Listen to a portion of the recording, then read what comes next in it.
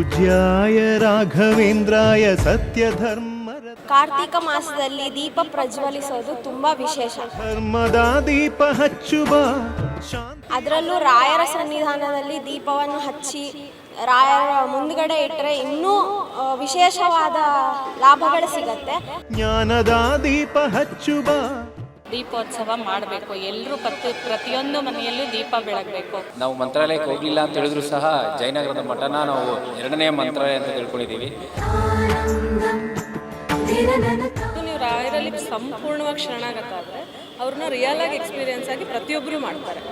ಶರಣು ಶರಣು ಶರಣು ಗುರು ರಾಘವೇಂದ್ರ ಪೂಜ್ಯಾಯ ರಾಘವೇಂದ್ರಾಯ ಸತ್ಯಧರ್ಮ ರಥಾಯ ಚ ಭಜತಾಂ ಕಲ್ಪವೃಕ್ಷಾಯ ನಮತಾಂ ಕಾಮಧೇನವೇ.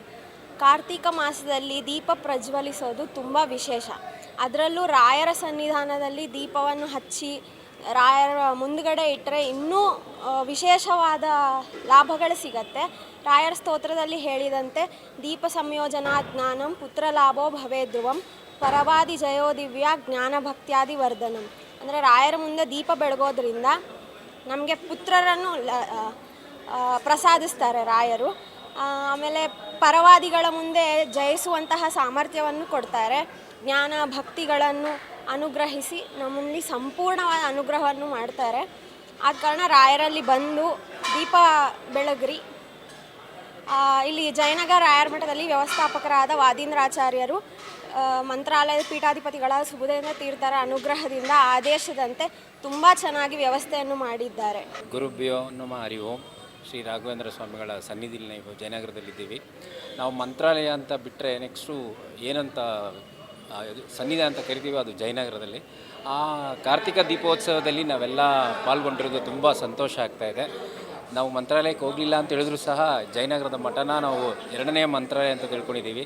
ಇಲ್ಲಿ ದೀಪೋತ್ಸವ ಆಗಲಿ ಯಾವುದೇ ಒಂದು ಕಾರ್ಯಕ್ರಮ ಆಗಲಿ ಅತಿ ವಿಜೃಂಭಣೆಯಿಂದ ಮಾಡ್ತಾರೆ. ಅದಕ್ಕೆ ಮುಖ್ಯ ಕಾರಣ ಅಂತ ಹೇಳಿದ್ರೆ ನಮ್ಮ ಇಲ್ಲಿ ಆಡಳಿತ ಮಂಡಳಿ ಮತ್ತು ಮ್ಯಾನೇಜರ್ ಇದ್ದಾರಲ್ಲ ಅಜಿಂದಾಚಾರ್ಯರು, ಸೊ ಅವ್ರಿಗೆಲ್ಲ ನಮ್ಮ ಭಕ್ತವರಿಂದ ಕೃತಜ್ಞತೆಗಳನ್ನ ಸಲ್ಲಿಸ್ತೀವಿ. ಪ್ರತಿ ವರ್ಷವೂ ಖುಷಿಯಾಗುತ್ತೆ ಈ ರಾಯರ ಸನ್ನಿಧಿಯಲ್ಲಿ ಇದ್ದರೆ. ಆ್ಯಕ್ಚುಲಿ ತುಂಬ ಖುಷಿಯಾಗುತ್ತೆ. ನಾನು ಬಿಲೀವ್ ಮಾಡೋಕ್ಕೆ ಸ್ಟಾರ್ಟ್ ಆಗಿ 19 ಇಯರ್ಸಿಂದ. ಸಣ್ಣದು ಪುಟ್ಟದು ದೊಡ್ಡದು ಎಲ್ಲ ಥರದ್ದು ಪವಾಡಗಳು ಇದುವರೆಗೂ ನಡೆದಿದೆ. ಆ್ಯಂಡ್ ಮೇಯ್ನಾಗಿ ಹೇಳ್ಬೇಕಂತಂದರೆ ಬಿಲೀವ್. ಎಲ್ಲೇ ಹೋಗ್ಬೇಕಂದ್ರೆ ಯಾವ ದೇವ್ರು ಆದ್ರೂ ಫಸ್ಟು ನಂಬಿಕೆ. ಸೊ ಅದು ನೀವು ರಾಯರಲ್ಲಿ ಸಂಪೂರ್ಣವಾಗಿ ಶರಣಾಗತ ಆದರೆ ಅವ್ರನ್ನ ರಿಯಲ್ ಆಗಿ ಎಕ್ಸ್ಪೀರಿಯನ್ಸ್ ಆಗಿ ಪ್ರತಿಯೊಬ್ಬರು ಮಾಡ್ತಾರೆ. ಹೇಳ್ಬೇಕಂತ ಅಂದರೆ ಈಗ ಹೇಳ್ತಾರೆ ಎಲ್ಲದೂ ವಿಚಾರಗಳಲ್ಲೂ ಫಸ್ಟ್ ಮೇಯ್ನಾಗಿ ಭಕ್ತಿನೇ ಬೇಕಲ್ವ. ನೀವು ಏನೇ ಕೊಡಿ ಏನೇ ಬಿಡಿ ಅದಲ್ಲ. ಸೊ ಮೇಯ್ನಾಗಿ ಸಂಪೂರ್ಣವಾಗಿ ಭಕ್ತಿ ಅನ್ನೋದಂದರೆ ಶರಣಾಗತಿ ಒಂದಿದ್ರೆ ನಮ್ಮ ಜೀವನದಲ್ಲಿ ರಿಯಲ್ ಪವಾಡಗಳೇನು ನಡೆಯುತ್ತೆ ಅದನ್ನು ನಾವೇ ಎಕ್ಸ್ಪೀರಿಯನ್ಸ್ ಮಾಡ್ಬೋದು. So that I can say. ನನ್ನ ಹೆಸರು ದೀಪಾ ಅಂತ. ನಾನು ಇಲ್ಲಿ ಜಯನಗರದ ಮಠದಲ್ಲಿ ಇರೋದು. ನಾನು ಒಬ್ಬರು ಭಕ್ತೆ. ಇಲ್ಲಿ ಎಲ್ಲ ಕಾರ್ಯಕ್ರಮಗಳು ತುಂಬ ಚೆನ್ನಾಗಿ ಮಾಡ್ತಾರೆ. ಇಲ್ಲಿ ಎಲ್ಲ ಜನಸ್ತೋಮ ಚೆನ್ನಾಗಿ ಸಪೋರ್ಟ್ ಮಾಡ್ತಾರೆ. ಎಲ್ಲ ಸ್ಟಾಫ್ಗಳು ತುಂಬ ಸಪೋರ್ಟ್ ಆಗಿದ್ದಾರೆ. ಇಲ್ಲಿ ಮ್ಯಾನೇಜರ್ಗೆ ಎಲ್ಲ ಕಾರ್ಯಕ್ರಮವು ನೀಟಾಗಿ ಮಾಡ್ತಾರೆ. ಎಲ್ಲನೂ ದೀಪೋತ್ಸವ ಆಗಲಿ ಆರಾಧನೆ ಆಗಲಿ ಪ್ರತಿಯೊಂದು ಫಂಕ್ಷನ್ನು ಅವರು ತುಂಬ ಅಚ್ಚುಕಟ್ಟಾಗಿ ಮಾಡ್ತಾರೆ. ಅವರಿಗೆ ತುಂಬ ನನ್ನ ಧನ್ಯವಾದಗಳು. ಹಾಂ ದೀಪೋತ್ಸವದ ನಮ್ಮ ಒಂದು ಜೀವನದಲ್ಲಿ ದೀಪನೇ ಮುಖ್ಯ. ಆದ್ದರಿಂದ ನಾವು ಕಾರ್ತಿಕ ಹುಣ್ಣಿಮೆ ದಿನ ನಾವು ದೀಪೋತ್ಸವ ಮಾಡಬೇಕು. ಎಲ್ಲರೂ ಪ್ರತಿಯೊಂದು ಮನೆಯಲ್ಲೂ ದೀಪ ಬೆಳಗಬೇಕು. ನಮ್ಮ ಭಾರತ ದೇಶದಲ್ಲಿ ದೀಪನೇ ಮುಖ್ಯ. ಆದ್ದರಿಂದ ನಾವು ಎಲ್ಲ ಮನೆಗಳಲ್ಲಾಗಲಿ ಗುಡಿಗಳಲ್ಲಾಗಲಿ ಎಲ್ಲನೂ ನಾವು ದೀಪ ಹಚ್ಚಿ ಪ್ರಾರ್ಥನೆ ಸಲ್ಲಿಸಬೇಕು.